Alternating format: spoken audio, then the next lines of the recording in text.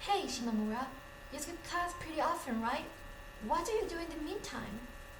Hino, walking next to me, asked me this while holding a bag with the magazine she had bought inside. Nagafuji's eyes also turned my way.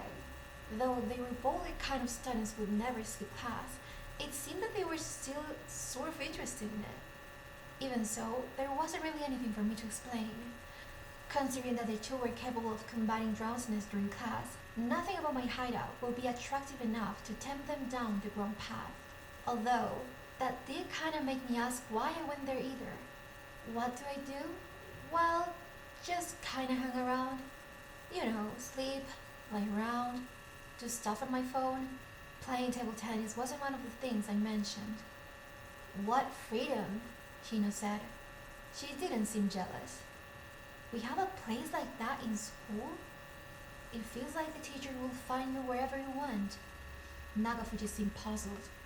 For an honor student like her, who never wandered too far in the more deserted parts of school, it was probably inconceivable for there to be any places there suited for a classic game of hide and seek. Huh! I think I have a pretty good guess of where you do it. Huh? Hino suddenly proclaimed that. Though I didn't know if her guess was right or not, it still got me pretty flustered. Should we go there and look for her next time? She then proposed to Nagafuji, making it sound like it will be really fun. Knock it off, I latched back, my warning mixed with a wry smile. If they really did find me, that wouldn't be very good. If it had been just me, then whatever. But Adachi was around too now. Speaking of which, I met a weird girl at the fish pond last Sunday. I rolled my eyes at Hino's sudden and inexplicably proud outburst. Just how many times had she busted about something like that? When aren't you running into weird people? All the people who Hino introduced with a phrase like that really did end up being weirdos, and it never ceases to amaze me. Has she just been born onto that sort of star? Although if that was the case, then I guess that will make me a weirdo too. It's better than running into a pervert, Nagafuji followed up. I couldn't argue with that, but was that really good enough for you, Hino? Let's see, who have I met lately? There was this one girl who was wearing something that looked like a spacesuit and she continued talking in a gleeful tone of voice, which probably meant that it was.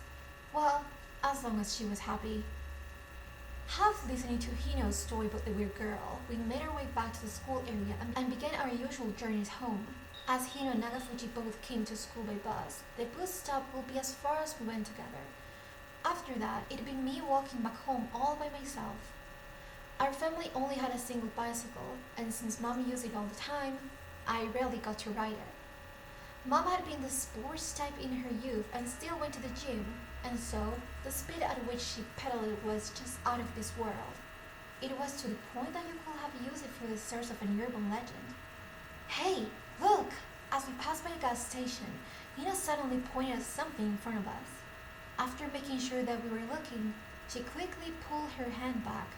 I strained my eyes to see what it was, and then... Oh! It was Adachi. Like a model delinquent, Adachi sat on the fence that separated the road from the sidewalk. She was wearing her school uniform as casually as ever, with her jacket taken off and her shirt untucked. Something about the way her bangs sat seemed to bother her, judging from the way she was fiddling with them with a mirror in hand. Were she to fall backwards, she would naturally tumble into the road. I was more worried about that than whether or not it was good manners to be sitting there. Next to Adachi was parked a blue bicycle which seemed to belong to her. For the first time ever, I learned that she came to school by bike. Adachi noticed us too. She glared at us, which caused Hino to jump a little. Come to think of it, Hino and Nagafuji had never spoken to Adachi. As such, they didn't know about us two being friends either. It wouldn't have been all that weird for them to interpret her stare as something more hostile. Now, considering those factors...